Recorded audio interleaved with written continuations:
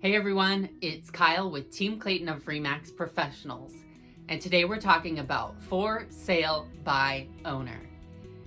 It is something we've all heard of, and some of us may have even been tempted or tried to sell our house on our own. It is your right as a homeowner. However, I want to talk to you about a couple points of caution to make sure you're making the right choice for you. Okay, so you have decided to sell your house on your own. What are you going to do? How are you going to market it? Your house will not be listed in the multiple listing system, so how are people going to see it? That will be your first obstacle. And exposure is key in getting your house viewed by people who can afford it and that are looking for a house with your features. The number one way is through MLS, and so without that as an option, you'll have to get creative. Second, I want to caution you on the liability that you are bringing upon yourself when moving forward and selling your home unrepresented.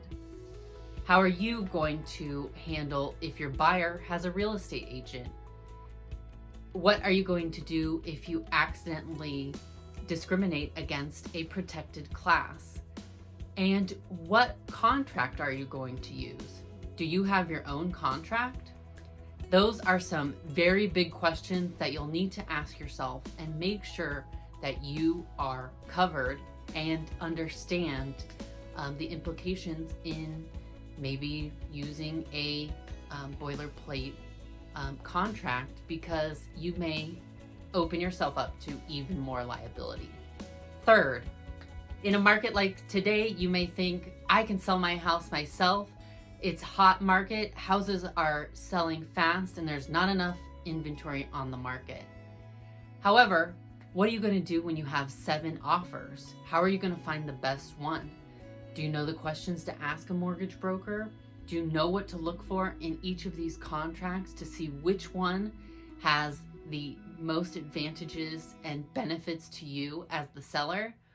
Or what are you going to do when you have multiple offers and they're all on different contracts? You're going to have a lot of decision making to do, and you're going to be flooded. And unfortunately, I don't know your background and if you have the expertise to comprehend those multiple contracts and respond accordingly. Real estate agents are educated and go through 90 hours of education and then have to pass a test. On top of that, real estate agents have to do continuing education every 2 years, and that's 24 hours.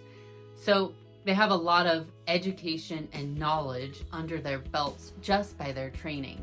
Not only that, if your real estate agent is a realtor, then they have an additional code of ethics that they have to operate under and work within. So they are going to be more professional and more dedicated to you. So when thinking about selling your house on your own, think about first, the liability you're opening yourself up to, and B, what are you going to do in these crazy situations that could be even crazier in today's market? It may open you up to too much liability that is not worth the cost. So it may be in your best interest to go ahead and pay a realtor and just let them deal with the craziness, because in today's market, there's a lot going on. That is today's tip. If you're considering selling your house on your own and you want some more information or how we can help you and protect you, please email us at staff@teamclayton.com or leave a comment below, and we'll see you on the next one. Bye.